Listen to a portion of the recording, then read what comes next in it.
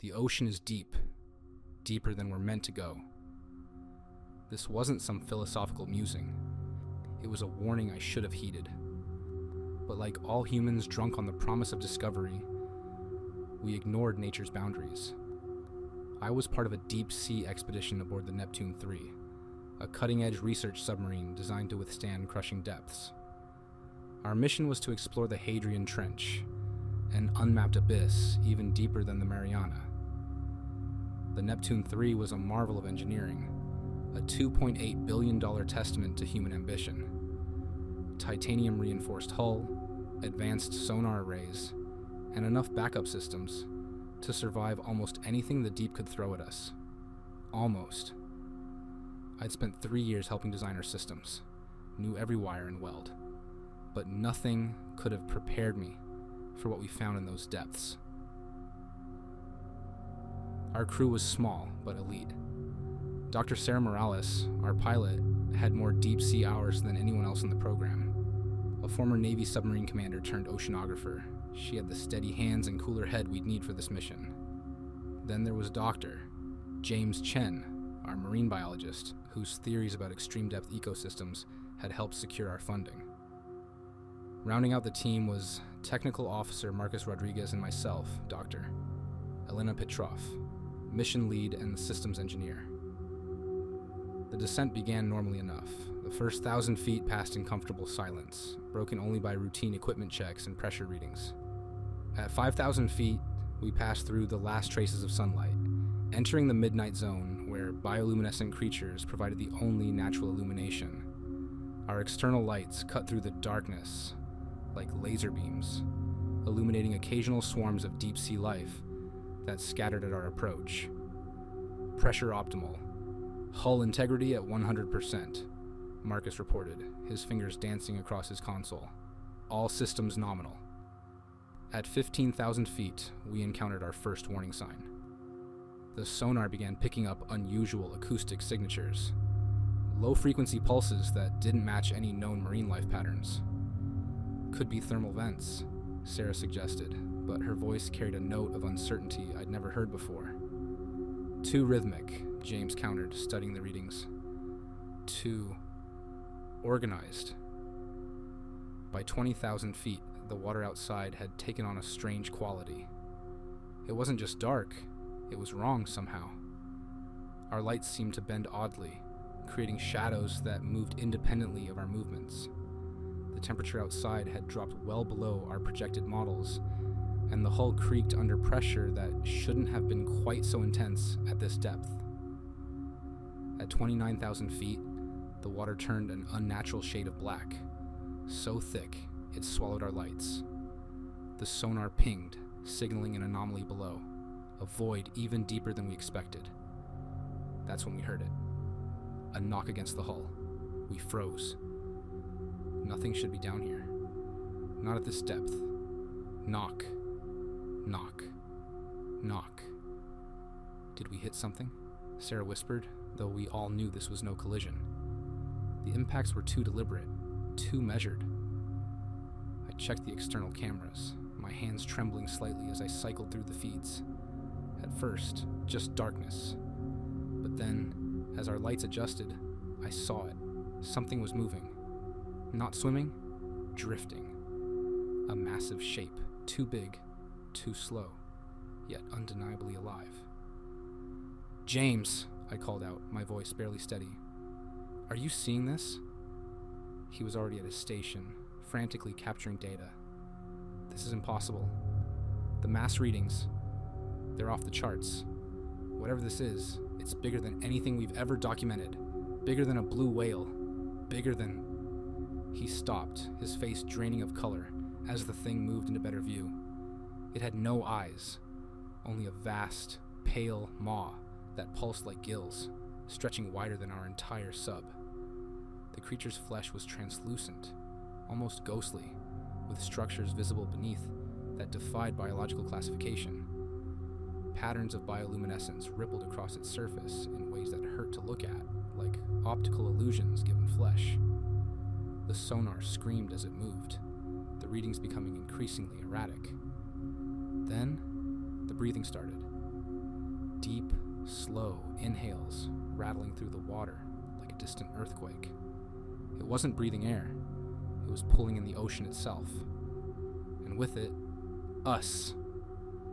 Full reverse, I ordered, but Sarah was already ahead of me. Thrusters aren't responding, she shouted, fighting with the controls. It's like we're caught in some kind of current. Marcus was at his station, desperately trying to reroute power to the engines. This is impossible. We're being pulled against thrust that should be able to move a small ship. The pressure alarms blared as the thing had us in its unseen grip, pulling us downward. The hull groaned, and hairline cracks appeared in the inner viewport. Something that should have been impossible, given our structural reinforcement.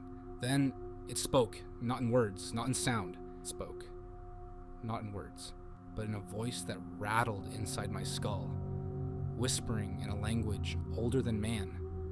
The meaning somehow translated itself directly into our minds, bypassing language entirely.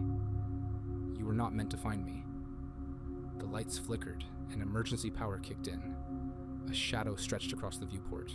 Something vast, something ancient. In that moment, I understood what we'd found. This wasn't just some undiscovered species. This was something that had been here since before the continents split. Something that had watched life crawl from the seas and had chosen to remain behind.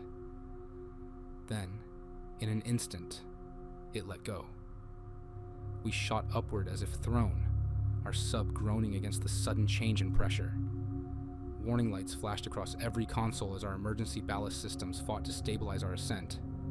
We didn't stop until we broke the surface, gasping in the daylight like drowning men. The rescue ships found us 3 hours later, floating dead in the water with our primary systems fried. No one believed us, of course. The footage was corrupted, showing only static and occasional glimpses of impossible geometries. The sonar data? Erased, as if something had reached into our computers and carefully removed any trace of its existence. But I remember. We all do. And at night, when everything is quiet, I still hear it, the breathing. That slow, ancient rhythm that speaks of depths we were never meant to know. And I know. It's waiting. Waiting in that lightless void, guarding secrets that humanity, in all its arrogance, is still not ready to discover. And sometimes, in my darkest dreams, I hear that voice again. Not warning us away this time, but calling us back. 6 months after our encounter in the Hadrian Trench, the nightmares hadn't stopped. They'd gotten worse. Each night, I'd find myself back in that crushing darkness, watching that impossible mouth open wider and wider, until it swallowed not just our sub, but my entire world. I'd wake up gasping, my sheets soaked with sweat, the phantom sensation of pressure still squeezing my chest. I wasn't the only one affected. Sarah had quit the program immediately after our return, moving to Colorado, about as far from the ocean as she could get. James threw himself into his research with an almost manic intensity, trying to make sense of the fragments of data we'd managed to salvage. Marcus just disappeared. One day he didn't show up for his debriefing, and no one had seen him since. The official report cited equipment malfunction and pressure-induced hallucinations. Case closed. But I knew better. We all did. The thing we'd encountered down there had been real, and it had let us go. The question that kept me awake at night wasn't what we'd found. It was why it had released us. I was reviewing the corrupted footage for the 100th time when my secure phone buzzed. The number was blocked, but I knew who it was before I answered. Only one person still called me at 3 a.m. Elena. James's voice was tight with excitement or fear. Sometimes it was hard to tell the difference with him these days. I found something. You need to see this. His lab at the Oceanographic Institute was a mess of screens and papers, with coffee cups breeding in every corner. He barely looked up as I entered, his eyes fixed on a complex series of waveform analyses. "Look at this," he said, pulling up a particular sequence. Remember those low-frequency pulses we detected before the encounter? I nodded. How could I forget? Well, I've been running them through every analysis program I could find. Last night, I finally tried something different. Instead of treating them as sound waves, I analyzed them as electromagnetic patterns. He pressed a key, and the waveforms transformed into something else entirely. They're not random. They're not even communication. They're coordinates. My blood ran cold. Coordinates to what? Not to from. His eyes were fever bright. Whatever we encountered down there, it's been broadcasting its location. Not just recently. These signals match patterns that deep-sea monitoring stations have been picking up for decades. We just never knew what we were listening to. Why would it do that? I asked, though I was already beginning to understand. Because it wanted to be found. James pulled up another screen, this one showing thermal imaging data from various deep-sea monitoring stations. And it's not the only one. Look at these heat signatures. They're appearing all along the deep ocean trenches, all broadcasting the same type of signal. They're waking up, Elena. All of them. The implications hit me like a physical blow. How many?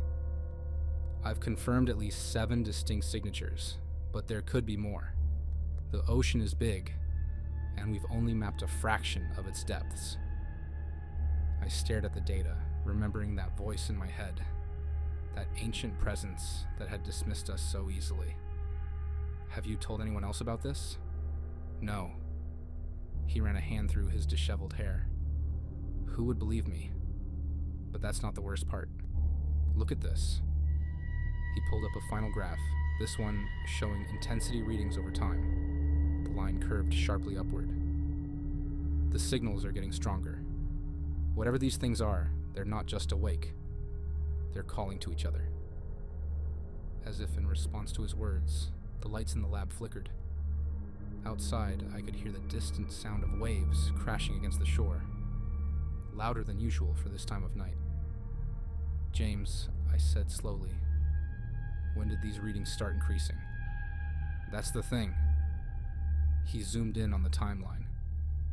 It began exactly 6 months ago, the day we encountered it. We'd assumed it had let us go out of mercy or indifference. We were wrong. We hadn't escaped. We'd been released. Released to spread the word, to tell our story, to make others look deeper. Because that's what humans do. We can't resist a mystery, can't help but probe at the unknown, until it breaks open. We have to warn them, I said, already reaching for my phone. The other research stations, the submarines. It's too late. James's voice was quiet. Look. He pointed to his window, which faced the ocean. The waves had stopped. Not just calmed. Stopped. The entire surface of the water was as smooth as glass, reflecting the moonlight like a mirror. And in that reflection, I saw something that made my heart stop. Patterns of bioluminescence, rising from the depths. Not random, not natural, but organized. Geometric shapes that hurt to look at, growing larger and larger as whatever created them ascended toward the surface. And then we heard it. Not just in our heads this time, but in the air itself. That breathing. That ancient, terrible breathing that had haunted my nightmares. But now it was joined by others. A chorus of impossible sounds that made the windows vibrate and the ground tremble. They were rising. All of them. And this time, they weren't waiting to be found. In that moment, as the lights began to fail and the sound of 1,000,000 years of slumber ending shook the earth, I finally understood. We hadn't discovered them. They had discovered us. And now, at last, they were ready to make themselves known. The ocean is deep, deeper than we're meant to go. But sometimes the depths come to us, and when they do, all we can do is watch and wait and pray that whatever dwells in those ancient waters remembers why it let us live in the first place.